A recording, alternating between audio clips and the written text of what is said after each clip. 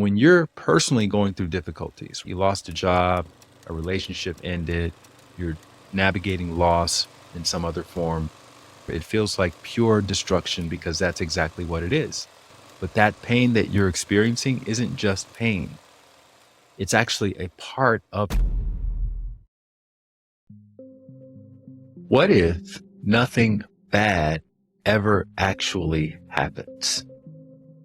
I know it sounds crazy to say it like that, especially when we see all of these natural disasters wiping out entire communities and wars tearing people's lives apart. And we see people just losing everything that they've ever worked for.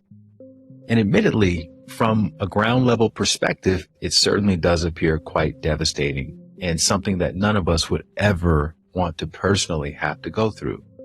But this is the spiritual perspective. And from the spiritual perspective, which is the broader 30,000-foot view, you come to understand that from the ground level perspective, we're only seeing part of the story. Let me explain. The spiritual perspective is the perspective that you gain more access to when you commit to doing your inner work.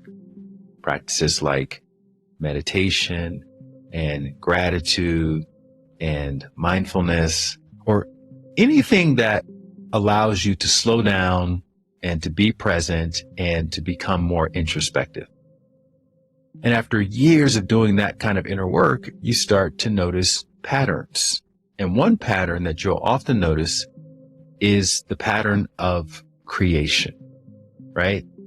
Every spring, new saplings push through the soil, and that indicates that it's the beginning of new growth. Think about what creation really means.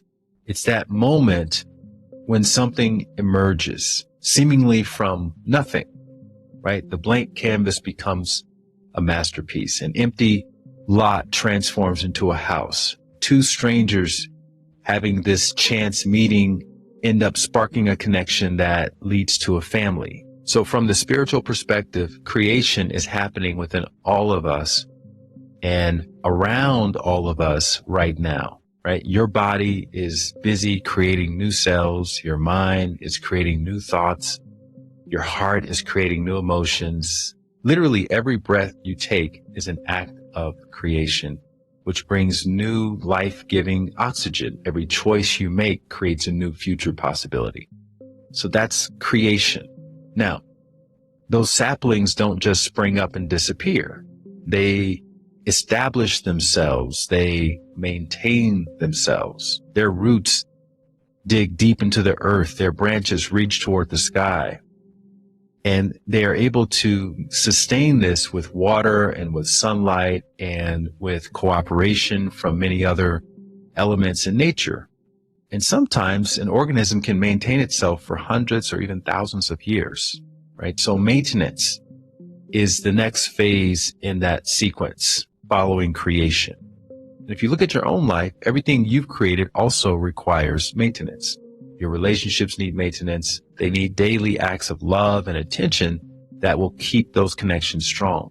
Your home needs maintenance, right? The regular care that keeps it standing strong against the elements. Your career needs maintenance, the constant effort that builds expertise and reliability. Even your morning routine is kind of a form of maintenance. It's a reliable ritual that helps maintain your daily rhythms. And maintenance isn't static. It's organic. It's dynamic. It's like surfing a wave where you're constantly making small little tweaks and adjustments just to stay balanced, to keep things working smoothly, and to keep moving in the direction that you want to go in. And sometimes maintenance looks like handling small problems before they become big problems. Sometimes it's about reinforcing what's already working well. A garden doesn't just grow by itself. It needs constant tending and pruning and watering and nurturing. And same thing with a friendship. It doesn't stay strong by itself. It needs regular nurturing. Now, here's where it gets interesting. So just stay with me because this is the part that changes everything. A caterpillar must completely dissolve in its chrysalis before it can transform into a butterfly. Scientists call this process histolysis, which is the complete breakdown of the original form in order to give rise to a new form. And so this is the phase that most people resist. It's the destruction phase. That's the one that we just inadvertently label as bad. But from a spiritual perspective, what we see is that destruction isn't always the end. Destruction is oftentimes the threshold to new creation, so the cycle can repeat itself. In other words, nothing is wasted and nothing is random. Everything becomes transformed or converted. So if you even look at your own body right now, as you're watching this, cells in your body are dying to make way for new cells. And in that way, you're simultaneously dying and being reborn literally in every single moment of every day. And this is happening externally too. It just appears to happen a bit slower. So when you're personally going through difficulties, right? You lost a job, a relationship ended, you're navigating loss in some other form, you're experiencing your own version of that chrysalis where things are getting broken down.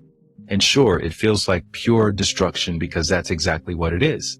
But that destruction is also creating space for something new to be born.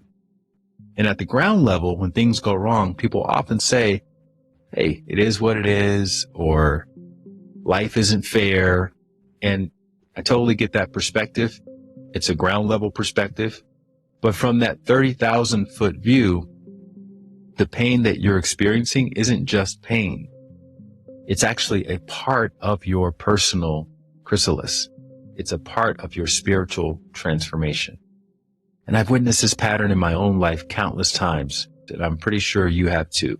Think about the most challenging experience you've ever faced, right? Didn't it change you?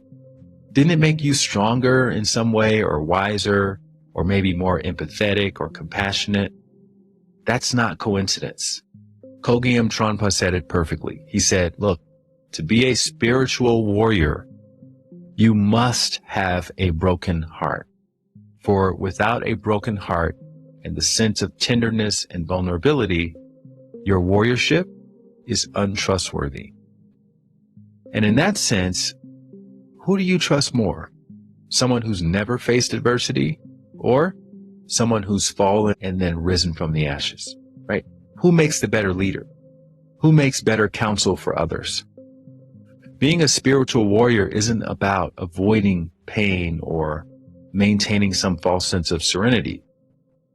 It's about understanding that breaking down is an essential part of our personal growth and evolution every single time. So the next time your world feels like it's falling apart, or you feel like you're being tested to your limits, remember that perhaps you're not really being destroyed. Perhaps you're being rebuilt. Perhaps you're becoming exactly what the world needs right now. You're becoming your version of a spiritual warrior. What do you think? Does this perspective align with your experience? Please share your thoughts in the comments below, whether it resonates with you or if you see things differently. And don't forget to like and subscribe to this channel.